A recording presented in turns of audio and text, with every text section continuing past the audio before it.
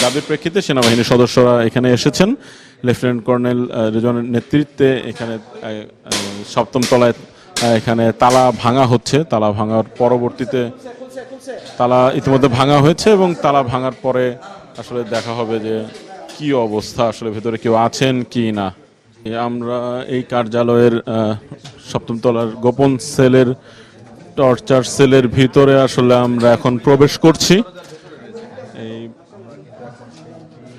এই প্রবেশ করার মুহূর্তে আমরা আসলে দেখার চেষ্টা করব আসলে কিছু আছে কি না।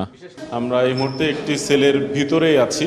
তো সপ্তম তলার এই সেলটিতে অনেকেই দাবি করছেন কিংবা ফেসবুকে লেখালেখি হচ্ছে যে এখানে হয়তো গুম করা হয়েছে, আটককৃত ব্যক্তিরা এখনও এখানে আছেন। তারা যেহেতু এই কার্যালয়ে পুলিশের কেউই নেই, তারা না খেয়ে অনাহারে তারা মারা যেতে পারেন, সেই দাবির প্রেক্ষিতে এখানে মূলত আসা এবং তাদের দাবি